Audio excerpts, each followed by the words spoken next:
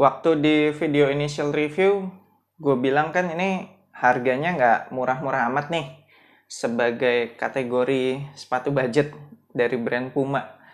Tapi ternyata performance-nya tidak murahan memang.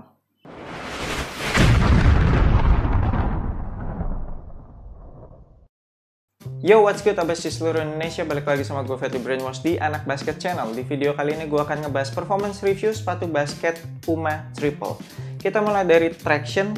Tractionnya bekerja dengan sempurna, baik di lapangan indoor maupun di lapangan outdoor. Tentunya kalau di lapangan indoor yang bersih, berasa lebih perfect. Sama sekali nggak ada slip-slipnya, semua pergerakan-pergerakan gue, semua manuver-manuver tercover dengan sempurna. Gue jadi lebih pede untuk melakukan berbagai variasi gerakan karena berasa tractionnya tidak akan membuat gue slip gitu. Sedangkan kalau untuk di lapangan outdoor tentunya jadi menurun sedikit ya, karena kan biasanya di lapangan outdoor kan lebih berdebu tuh ya. Tapi tetap sih gue nggak berasa ada slip-slip sama sekali ketika main di lapangan outdoor. Sama sekali nggak pernah wipe off juga selama main di lapangan outdoor. Mungkin kalau udah debunya udah kelewat banyak, gua rasa cuma perlu di wipe off sekali gitu terus udah ya. Cuma memang ini pola tractionnya kan agak rapat-rapat, jadi memang sering kemasukan kerikil gitu, batu-batu atau kotoran kayak gitu. Ya tinggal dicongkel keluarin aja lah kalau udah selesai pakai gitu. Jadinya kinerja tractionnya bisa tetap baik. Untuk durability-nya juga so far so good. Setelah gue pakai beberapa kali indoor dan outdoor, kalau gue dorong-dorong sih memang bahan rubbernya ini sedikit melunak. Tapi masih kelihatan kuat sih, nggak ada yang terkikis. Semua traction pattern-nya juga masih dalam kondisi yang prima. Udah gitu kan traction pattern-nya dibikin cukup dalam-dalam nih. Ya bakalan awet untuk dipakai outdoor, nggak akan segitu cepet habis. Kemudian bahan rubber outsole-nya juga termasuk yang squeaky banget. Heel to toe transition-nya juga termasuk smooth, bagian heel sama toe-nya udah dibikin cukup melengkung. Terus juga keseluruhan materialnya termasuk yang gampang nge-flex, sangat amat mendukung buat diajak main cepat, apalagi kalau abas kalian tipe permainannya yang demen lari-larian gitu, fast break segala macem. Nah, cocok nih, heel to toe transition-nya smooth banget. Lanjut ke cushion, teknologi cushioning Pro Foam-nya menurut gua enak sekali. Tidak perlu waktu break in juga, dari pertama kali pemakaian udah langsung berasa cushioningnya tuh enak. Kalau bisa gue gambarkan, cushioningnya tuh kira-kira kayak 60% soft, 40%-nya bouncy. Jadi kayak kurang balance lah, nggak 50-50. Masih sedikit lebih banyak ke soft-nya. Tapi ini cushioningnya termasuk dalam kategori yang responsif juga, dan core feel-nya juga masih dapat. Jadi cushioningnya ini masih cocok untuk segala tipe permainan. Buat abas kalian yang hobi gocek-gocek, ini cocok. Terus yang big man yang mungkin lebih butuh impact protection, ini juga masih cocok karena impact protectionnya menurut gue oke banget. Selama gue pakai sepatu ini nggak pernah berasa dengkul atau tumit ada masalah. Di bagian heel-nya juga berasa lebih tebal, jadi ketika mendarat abis lompat gitu berasa ada redamannya. Nyaman sih buat lutut sama tumit kita.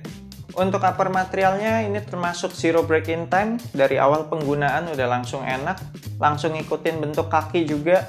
Termasuk breathable juga, selama pakai sepatu ini nggak pernah kepanasan. Ya memang sih banyak banget sih ini ventilasinya di sepatu ini. Bahan mesh-nya juga bolongannya kan dibuat lumayan gede-gede gitu.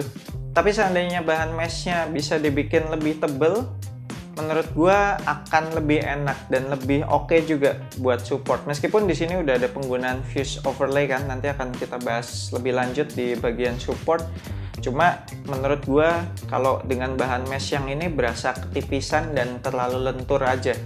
Material tali standar, aman-aman aja, cukup ikat satu kali, nggak pernah lepas-lepas. Padding lidahnya juga oke, cukup. Udah gitu di bagian depannya ada penggunaan tab dari bahan synthetic leather ini yang ada logo Puma basketballnya. Jadi ketika gue ngencengin iketan tali yang paling atas itu nggak berasa ngeganjel di pergelangan kaki depan. Padded collarnya juga nothing special, tapi cukup-cukup aja sih. Sekitaran ankle udah berasa nyaman, terus juga berasa dipeluk juga, jadi nggak ada heel slip. Untuk sizingnya abas kalian bisa ambil tuh size, samain aja sama sepatu basket Puma abas kalian yang sebelumnya. Kalau belum pernah pakai sepatu basket Puma, gue akan pakai patokannya Nike, jadi samain aja sama sizing US Nike abas kalian. Jadi misalkan sepatu basket Nike-nya US 9.5, kalau gue kan 9,5 nih US-nya di Nike. Kalau di Puma sama, jadi cari yang US-nya sama-sama 9,5. Lihat sizing US-nya aja biar nggak bingung, nggak usah ngelihat Euro-nya, nggak usah ngelihat UK-nya, nanti malah bingung. Jadi lihat US-nya aja, samain sama sepatu basket Nike abas kalian. Fitnya enak, menurut gue wide footer friendly, jadi yang wide foot juga nggak perlu upsize. Cuma ada sedikit sisa ruangan di bagian toe, di bagian atasnya juga sedikit banget. Bagian samping kanan kirinya juga udah pas banget. Udah gitu bahan uppernya ini kan lentur banget tuh, jadi bisa ikut menyesuaikan bentuk kaki abas kalian. Itulah alasan kenapa gue bilang wide footer nggak perlu upsize, karena bahan uppernya ini memang bisa melar sih. Untuk lockdownnya juga termasuk oke, lacing sistemnya normal-normal aja, cuma pakai punch hole gitu, standar banget lah kayak sepatu basket pada umumnya. Tapi ya sukses memberikan lockdown yang cukup baik. Terus yang penting juga nggak ada masalah heel slip, jadi ya lockdownnya termasuk oke sih. Terakhir, untuk supportnya, support bagian depan ini sudah tercover dengan adanya overlap outsole di bagian toe, terus juga ada fuse overlay di bagian toe, jadi ketika ngerem pakai kaki depan udah kejaga. Sedangkan untuk support bagian lateral atau bagian samping ini yang tadi gue bilang bahan mesh uppernya agak berasa ketipisan dan terlalu lentur. Tapi untungnya ada sedikit tembok dari si midsole dan dari bahan synthetic leather yang logo Puma ini. Jadi kakinya masih lumayan ketahan, nggak berasa mau keluar-keluar banget. Cuma ya bisa dibilang lateral supportnya kurang maksimal menurut gue. Untuk support bagian heel, internal TPU heel counternya juga menurut gue udah bagus ya. Kerasnya cukup, ketinggiannya cukup, lebarnya juga cukup. Sukses bikin kaki belakang berasa ada yang support, jadi lebih aman juga buat ankle. Dan meskipun tidak ada outrigger di sepatu ini, tapi base sepatu ini terbilang lebar. Sehingga kalau gue mendarat kayak abis lompat atau melakukan berbagai pergerakan juga berasa stabil, nggak oleng. Buat kalian para shooter, ini enak banget lah buat jump shoot, stabil banget pas mendaratnya.